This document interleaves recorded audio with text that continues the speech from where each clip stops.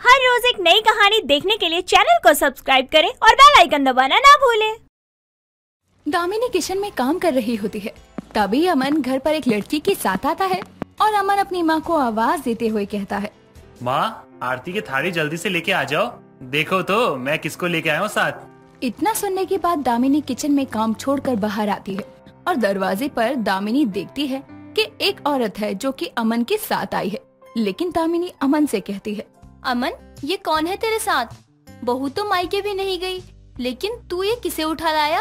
कहीं ये तेरी दूसरी पत्नी तो नहीं? माँ, आप मजाक अच्छा कर लेते हो, लेकिन ना कभी कभी मजाक भारी पड़ सकता है। लेकिन आपने बिल्कुल सही पहचाना, ये आपकी दूसरी बहू है। लेकिन मेरी तो एक ही औलाद है और वो भी मेरे सामने खड़ा है, तो भला मेरा दूसरा बेटा और दूसरी बहू कहाँ से आ गई? माँ, आपका बेटा तो एक ही है, लेकिन उसकी पत्नियाँ दो है। आज से ये भी आपकी बहू है। ये है मेरी दूसरी पत्नी मोनिका। शर्म तो बेच खाया है। दूसरी शादी करके ऐसे बता रहा है जैसे कोई अवार्ड जीत कर लाया हो। ये बातें हो ही रही थी कि तभी नेहा भी वहाँ आ जाती है और अपनी सास से कहती है, क्या बात हो गई माँ जी, इतना शोर शराबा क्यों हो रहा है? जरा मैं भी तो जानूं। खुद ही पूछ ले अपने पति से, क्या गुल खिला कर आया है? अरे ये कौन है? ऐसा लग रहा है इस घर की नई बहू हो। मैडम, क्या नाम है आपका और क्यों आई हैं आप इस घर में? इतना सुनने के बाद अमन अपनी पत्नी नेहा से कहता है, नेहा, ये मोनिका है जिससे मैं प्यार करता था, लेकिन माँ ने मेरे खिलाफ जाकर मेरी शादी तुमसे करवा दी। तो देखो ना, अब मैं भी माँ के खिलाफ जाकर इसे शादी करके आ गया। इतना सुनने के बाद नेहा उस औरत का हाथ पकड़कर उसे खींचकर घर में लाती है और उससे कहती है, इस आदमी को तो कोई शर्म लिहाज है ही नहीं, जो शादीशुदा होकर भी तुझसे शादी कर लाया।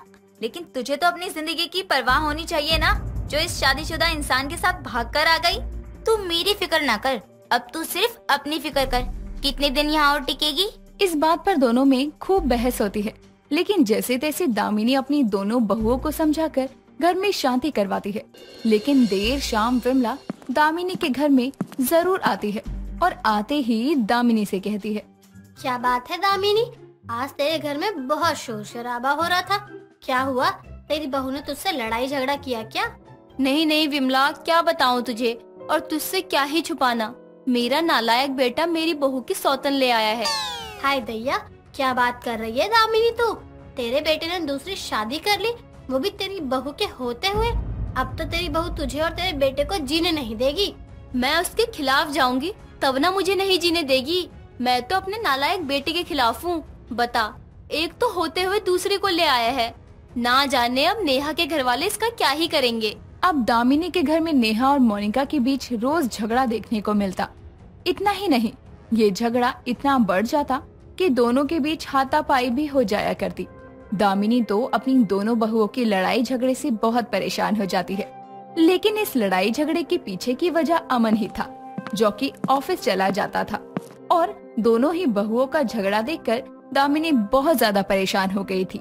तभी एक रोज दामिनी विमला के घर आती है और विमला से कहती है, विमला, इस लड़ाई झगड़े को बंद करने का कोई उपाय बता। मैं किसी एक को तो घर से निकाल नहीं सकती और मेरा बेटा मेरी बात मान नहीं रहा। मैं तुझे एक जाने पहचाने हुए ज्योतिषी और पंडित का नंबर देती हूँ, तो इनसे मिल ले। ये घर के कलेश घर में शांति बनाए रखने के लिए सारे मंत्र और उसके पीछे की वजह बताते हैं। क्या बात कर रही है? जल्दी से मुझे नंबर दे दे, आज ही मिलकर आती हूँ उनसे।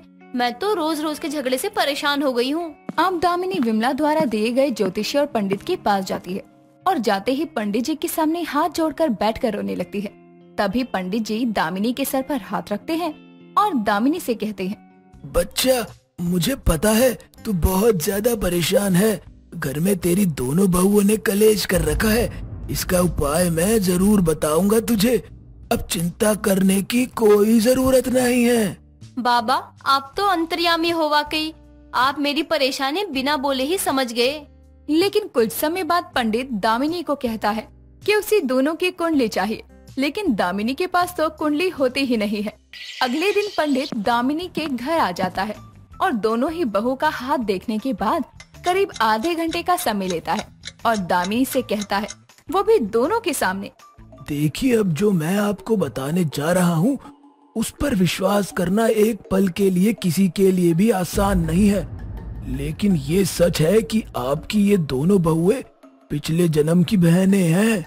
ये और मेरी बहन कभी नहीं। मेरी बहन तो लाखों में एक होती, इसके जैसी नहीं। हाँ हाँ, तो तू भी कौन सा मेरी बहन बनने लायक है? तू तो मेरे खून के रिश्ते के लायक भी नहीं है। पंडित जी, आप कैसी बातें कर रहे हैं? पिछले जन्म की 2 बहनें इस जन्म में सौतन बनी हुई है। जी बिल्कुल सही कहा आपने। पिछले जन्म की ये दोनों बहनें इस जन्म में सौतन का रूप लेकर आपके घर में आई हैं और तभी इनके बीच का कलेश बना हुआ है। पंडित जी, आप इतने विश्वास से कैसे कह सकते हैं? ये दोनों पिछले जन्म की बहनें रही हैं, और अगर पिछले जन्म की ये बहनें हैं तो मुझे नहीं लगता कि इस जन्म में सौतन बनके एक दूसरे को मरने मारने उतर आए। इतना सुनने के बाद पंडित जी दोनों के बीच की कुछ ऐसी चीजें बताते हैं जिससे ये पता लग सके कि दोनों पिछले जन्म की बहनें तो नहीं थी। कि तभी पंडित जी दोनों को कहते हैं, अगर आपको विश्वास नहीं हो रहा तो मैं आपको बता दूं कि उन दोनों के हाथ पर वही तिल है जो दोनों के हाथ पर पिछले जन्म में भी था। ये सुनने के बाद दामिनी अपनी दोनों बहुओं के हाथों को देखने लगती है तो दामिनी देखती है कि वाकई दोनों बहुओं की हथेलियों पर एक ही तिल का निशान है, जो कि सेम जगह सेम हाथों पर है। और अब दोनों बहनें एक दूसरे से दुश्मनी भूलकर गले मिलती है। लेकिन नेहा मोनिका से कहती है, माना कि हम दोनों पिछले जन्म की बहनें हैं, लेकिन इस जन्म में तो हम सौतन ही बनी है ना। और हम इस जन्म में सौतन जिस इंसान के कारण बने हैं, मैं उस इंसान को छोड़ने के लिए तैयार हूँ। क्या तो अपनी बहन के लिए इतना नहीं कर सकती? बहू, तुम दोनों क्या सच में पिछले जन्म की बहनें हो? पंडित जी ने जो कहा था वो सच है क्या? मुझे तो यकीन ही नहीं हो रहा। मोनिका कुछ समय तक तो कुछ नहीं बोलती, लेकिन थोड़े समय बाद वो भी अपनी बहन नेहा से कहती है, अब तक मैं ऐसी चीजों पर विश्वास नहीं करती थी, लेकिन पंडित जी ने जो भी चीजें बताई वो मुझे पहले से बिल्कुल पता नहीं थी, और माँ जी को तो बिल्कुल भी नहीं। साथ ही आज हम जिसकी वजह से मिले हैं वो इंसान अमन है, लेकिन हमारी लड़ाई झगड़े का कारण भी। इसीलिए अब हम दोनों इस घर को छोड़ते हैं। बहू, तुम दोनों ये क्या कह रहे हो? नेहा इसे जाने दे, पर बहू तू मत जा। मेरे बेटे का तेरे जाने के बाद क्या होगा उसे क्या पता। वो जिससे शादी करके लाया है, वो जिसे तेरे सौतन बनाकर लाया है, वो बहन निकलेगी। माँ जी, अब हमारा फैसला नहीं बदल सकता। आपके बेटे में ही खोट है। उसे मेरे होते हुए सौतन लाने की क्या जरूरत थी? इतना कहने के बाद अमन को उसकी दोनों पत्नियां छोड़कर चली जाती है, और अमन को भी पछतावा होता है कि एक पत्नी की होते हुए भी उसने दूसरी शादी की।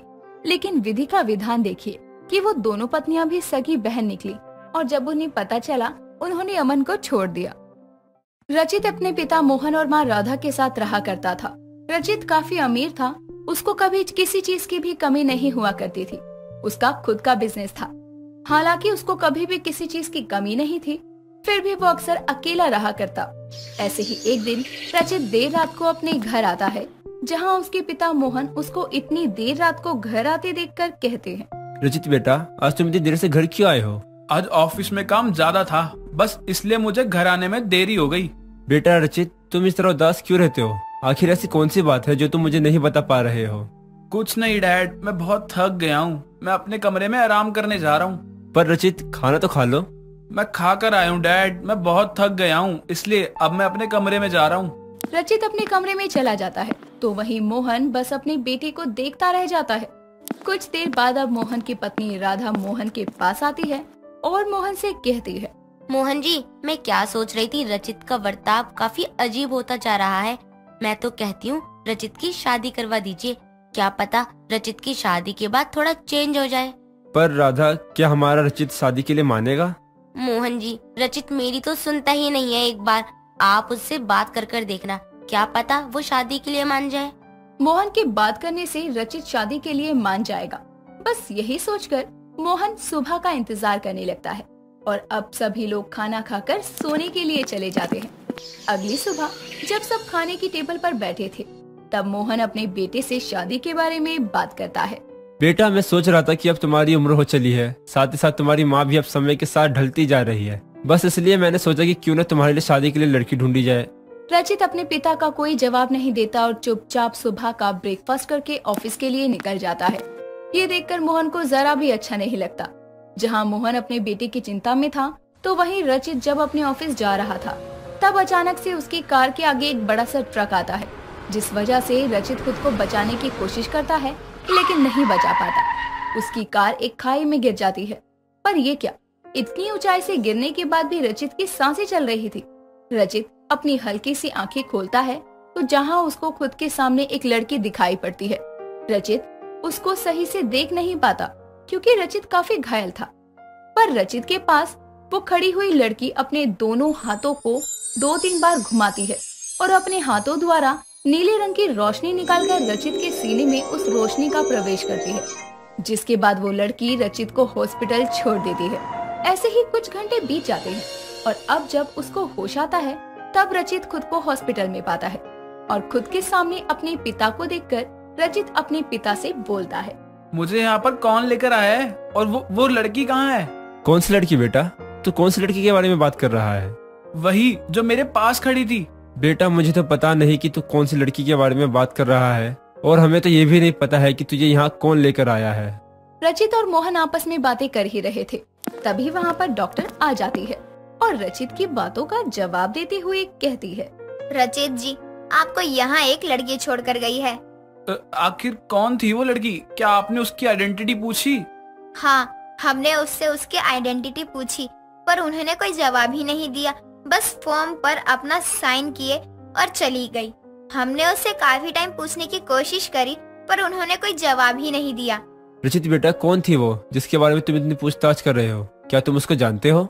नहीं, पर वो बहुत अजीब थी। मुझे बचाने वाली कोई और नहीं बल्कि वो लड़की थी। मैंने देखा था, बहुत अजीब थी। उसने अपने हाथों में कुछ किया था। रचित की ऐसी बातें सुनकर मोहन को लगता है कि उसके सर पर चोट लगने की वजह से रचित बहकी बातें कर रहा है। ऐसे ही समय गुजरता है और अब थोड़ी देर में रात होती है। देर रात वो लड़की दोबारा रचित के पास आती है और उसके पास बैठकर उसको निहारती रहती है। वो लड़की अब जैसे ही रचित के सर पर हाथ रखती है वैसे ही रचित अपनी आंखें खोलकर उसका हाथ पकड़ लेता है और उससे कहता है, तुम ही वो लड़की हो ना जिसने मेरे अंदर कोई नील रंग की रोशनी डाली थी? और मैं ये भी जानता हूँ कि मैं तुम्हारी वजह से ही बच पाया हूँ। मैं हूँ AIH003। हमारे ग्रह पर यदि कोई मुसीबत में होता है तो हम उसको बचाते हैं। क्या AIH003? ये क्या होता है? और तुम ऐसी बात क्यों कर रही हो जैसे तुम कोई दूसरे ग्रह यानी दूसरी दुनिया से आई हो? जी हाँ, मैं दूसरे ग्रह से आई हूँ। आपके शब्दों में कहें तो मैं दूसरी दुनिया की प्राणी हूँ। इसका मतलब यह है कि तुम सच में एक एलियन हो? अगर ऐसा है तो तुम यहाँ पे क्या कर रही हो? तुम्हें तो अपनी दुनिया में, मेरा मतलब कि अपने ग्रह पर होना चाहिए ना। मैं यहाँ अटक गई हूँ क्योंकि जब मैं यहाँ आई तो मेरा UFO ब्लास्ट हो गया, जिस वजह से मैं अपने ग्रह पर वापस नहीं जा पा रही हूँ। अच्छा, तो इसका मतलब यह है कि तुम यहाँ फंस गई हो। कोई बात नहीं, मैं तुम्हें तुम्हारे ग्रह पर भेज दूंगा। बताओ मुझे तुम्हें तुम्हारे ग्रह पर भेजने के लिए क्या करना पड़ेगा? मैं यहाँ पृथ्वी लोक पर पेड़ लेने आई थी पर मेरा अनियंसिएटर कहीं खो गया है और जब तक वो मुझे नहीं मिल जाता तब तक मैं यहाँ से कहीं भी नहीं जा सकती हूँ। एक मिनट, कहीं तुम नीले हीरे की बात तो नहीं कर रही हो? नीला हीरा वो क्या होता है? मैं यहाँ से डिस्चार्ज हो जाऊँ उसके बाद मैं तुम्हें नीले हीरे के पास ले जाऊंगा। उस नीले हीरे को देखकर तुम मुझे ये बताना, कहीं वही तो तुम्हारा अनियंसिएटर तो नहीं है? जी जरूर। वैसे एक बात कहूँ, तुम्हारा नाम बहुत अजीब है। साथ ही तुम्हारे नाम से सभी को साफ पता चल जाएगा कि तुम दूसरी दुनिया से आई हो, इसलिए मैं तुम्हारा नाम चेंज कर रहा हूँ। आज से तुम्हारा नाम नव्या है। अगर तुमसे कोई भी तुम्हारा नाम पूछे तो तुम्हें अपना नाम नव्या ही बताना है, ठीक है? नव्या, ठीक है, मेरा नाम नव्या है। दोनों आपस में बातें कर ही रहे थे कि तभी वहाँ पर डॉक्टर आ जाती है और रचित के पास एक अनजान शख्स को बैठे देखकर उससे कहती है, रचित जी, यही वो लड़की है जिसने आपकी जान बचाई। जी हाँ डॉक्टर, मैं जानता हूँ। मैंने अपनी सेक्रेटरी को कहकर इनको यहाँ पर बुलवाया है। अच्छा, अगर ऐसा है तो कौन है ये आपकी? हमें माफ करना पर हमें इनकी जानकारी लेनी पड़ेगी क्योंकि कोई भी ऐसे ही हॉस्पिटल में आकर हमारे पेशेंट से नहीं मिल सकता है। मैं नव्या, मेरा नाम नव्या है। आप इनकी क्या लगती हैं? मेरा नाम नव्या है, मेरी पहचान नव्या है और मैं इनका ख्याल रख रही हूँ तब तक जब तक मेरा अनियंसिएटर नहीं मिल जाता। क्या? वो दरअसल ये मेरी होने वाली वाइफ है, इसलिए अब आप इनसे ज्यादा जांच पड़ताल मत कीजिए। अब आप यहाँ से जा सकती हैं। नव्या की बात डॉक्टर के सर के ऊपर से जाती है, पर डॉक्टर कुछ नहीं बोलती क्योंकि रचित ने उसको उसकी जांच पड़ताल करने से मना कर दिया था। अब यूं ही समय गुजरता है और समय के साथ अब रचित बिल्कुल ठीक हो जाता है। साथ ही रचित नव्या से प्यार करने लगता है, पर वो उसको अपने दिल की बात नहीं बताता। कहीं न कहीं नव्या भी अब उससे प्यार करने लगी थी। ठीक होने के बाद रचित उसको अपने लैब में लेकर जाता है, जहाँ वो उसे नीले हरे उर्फ अनियन सीटर को देखकर बोलती है, हाँ यही है मेरा अनियन सीटर। मैं उससे ही अपने ग्रह पर जाऊंगी, पर मैं अपने ग्रह पर नहीं जाना चाहती हूँ। पर क्यों नव्या? क्योंकि शायद मैं तुमसे प्यार करने लगी हूँ। मुझे नहीं पता कि तुम मुझसे प्यार करते हो या नहीं, पर मैं तुमसे प्यार करने लगी हूँ। नव्या की बात सुनकर रचित उसे गले से लगा लेता है और उसको बोलता है, नव्या मैं भी तुमसे बहुत प्यार करता हूँ, पर तुम दूसरी दुनिया की हो। भला तुम मेरे साथ कैसे रह सकती हो? रह सकती हूँ। मैं अपने ग्रह पर वापस जाकर धरती पर रहने के लिए सर्टिफिकेट बनवा कर मैं दोबारा यहाँ पर तुम्हारे पास आ सकती हूँ, पर मैं तभी यहाँ पर आ सकूंगी जब तुम मेरा इंतजार करोगे, और मुझे पाने के लिए तुम्हें इंतजार करना होगा। मैं तभी तुम्हारे पास आऊंगी। मुझे सारी शर्त मंजूर है। अब क्या था, नव्या अपने अनियन सीटर को दबाती है और थोड़ी देर बाद उसका यूएफओ आ जाता है और नव्या अपने ग्रह पर चली जाती है। समय गुजरता है और समय के साथ अब नव्या दोबारा धरती पर आती है, जिसके बाद रचित नव्या से शादी करने के लिए कोर्ट में जाता है, जहां वो उसको शादी के जोड़ी में देखकर उससे बोलता है, लो आ गई मेरी दूसरी दुनिया की दुल्हनिया। ललिता गांव की रहने वाली थी। ललिता का एक भैंसों का तबेला था, जिससे ललिता अच्छी कमाई किया करती थी। कई लीटर दूध से ललिता की अच्छी खासी कमाई हो जाया करती थी। ऐसे ही ललिता एक रोज अपनी बहू रूपाली से कहती है, बहू अब तो हमारे दूध का कारोबार भी अच्छा चल रहा है, मुझे लगता है इसे हमें आगे बढ़ाना चाहिए। हाँ माँ जी, दूध का बिजनेस तो हमारा अच्छा चल रहा है। लेकिन जैसे जैसे ललिता के दूध का कारोबार बढ़ता है, वैसे वैसे ललिता अपने ग्राहकों के साथ धोखा करने लगती है और दूध में पानी मिलाकर बेचना शुरू कर देती है। ऐसा करता देख एक रोज रूपाली उसे देख लेती है और वो अपनी सास से कहती है, माँ जी ये गलत है। हम दूध में नहीं बल्कि अपने ईमान में मिलावट कर रहे हैं, ये सही नहीं है। बहू क्या करती मैं, दूध की मांग इतनी बढ़ गई है और तबेले का दूध भी पूरा नहीं पड़ता। तो माँ जी जितना दूध है उतना ही बेचते हैं, और कम हो जाता है तो क्या ही होगा। अरे बहू तो घर कैसे चलेगा, तुझे समझाना मुश्किल है, अभी तू जा यहाँ से। रूपाली अपनी सास की इस हरकत से परेशान हो चुकी थी। उसकी सास गलत कर रही थी, ये जानकर भी वो कुछ नहीं कर पाती, और वो कुछ करने की सोचती उससे पहले ही लोगों की शिकायतें आने लगती हैं, और ऐसे में लोग दूध लेना ही बंद कर देते हैं। ये सब देखकर ललिता परेशान हो जाती है, और ललिता एक रोज अपनी बहू से कहती है, बहू मेरा ईमान डोल गया था, मैंने दूध में पानी क्या मिलाया। 10 दिन के बाद से ही लोगों ने दूध लेना बंद कर दिया। कल वाला भी कई लीटर दूध फट चुका है और आज वाला भी फट ही जाना है। माँ जी मैंने तो आपको पहले ही मना किया था कि आप दूध में पानी ना मिलाओ, लेकिन आपने मेरी सुनी नहीं बिल्कुल भी। बहू कुछ तो कर, अब मैं क्या करूँ। ये बातें सुनकर रूपाली भी सोचती है अब तो कुछ करना ही होगा। उसकी सास ने जो किया था वो गलत है, लेकिन तभी उसके दिमाग में एक आइडिया आता है और वो तुरंत अपनी सास से कहती है, माँ जी कल और आज के सारे दूध को मिलाकर हम उसका पनीर बनाएंगे। बहू ये मजाक का वक्त नहीं है, तू समझती क्यों नहीं। माँ जी हम कल दूध का पनीर बनाएंगे, 5 किलो पनीर तो बन ही जाएगा।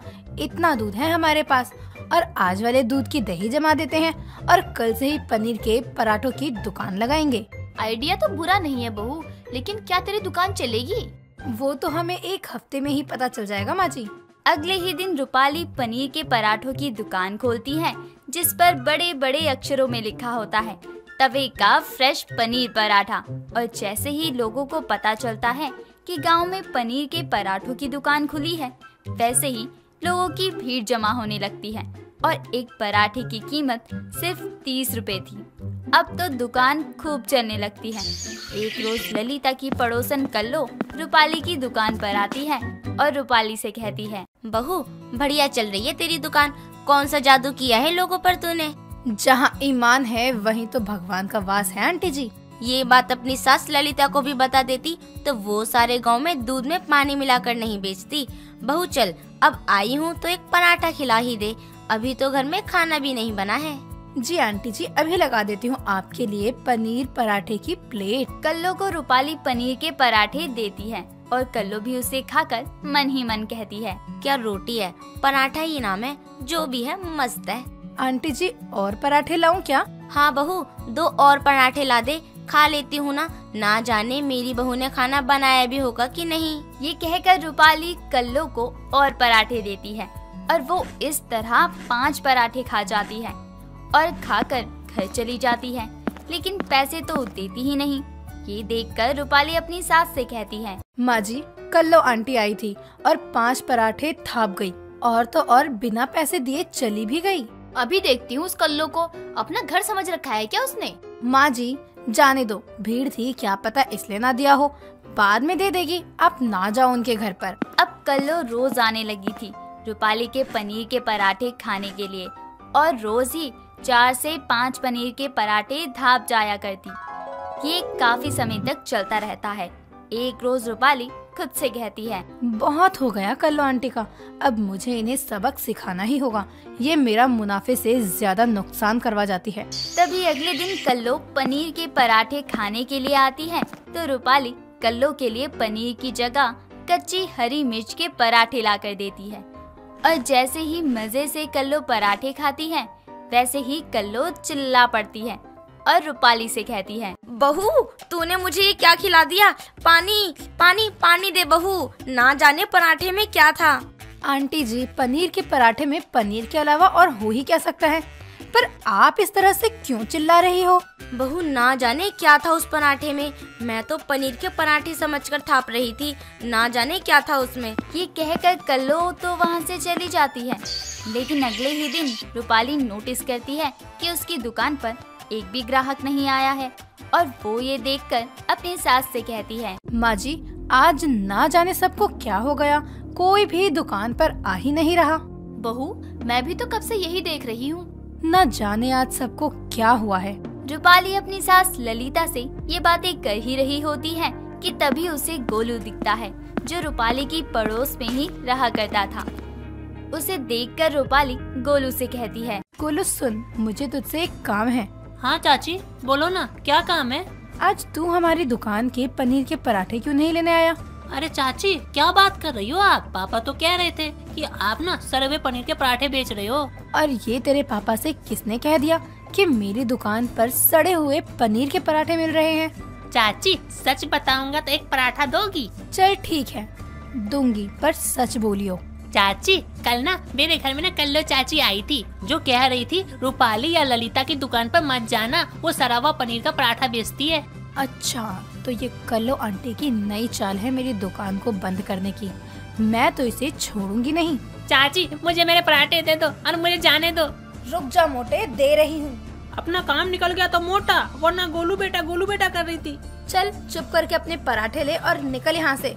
जा रहा हूँ मैं भी, मुझे भी यहाँ रुकने का कोई शौक नहीं है, मैंने भी अपनी मेहनत की रोटी ली है, किसी का एहसान नहीं लिया। रूपाली ये सुनकर परेशान हो जाती है कि कल्लो की वजह से आज उसकी दुकान पर कोई नहीं आया। तभी वो अगले ही दिन अपनी दुकान खोलती है और अपनी दुकान के आगे एक स्पीकर लगा देती है जिसमें आवाज लगाकर वो कहती है, एक पनीर के पराठे पर एक पनीर का पराठा बिल्कुल फ्री। जी हाँ आइए और पनीर के पराठों का जायका उठाइए।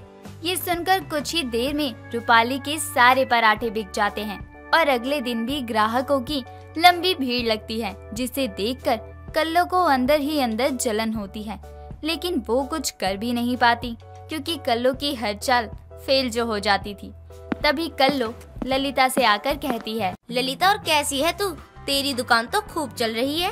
उसे चलाने के लिए मेहनत लगती है जो सबके बस की बात नहीं है, तुझे तो दूसरों की मेहनत से जलना आता है। ये क्या बोल रही है ललिता, भला मैं क्यों किसी की मेहनत से जलने लगी?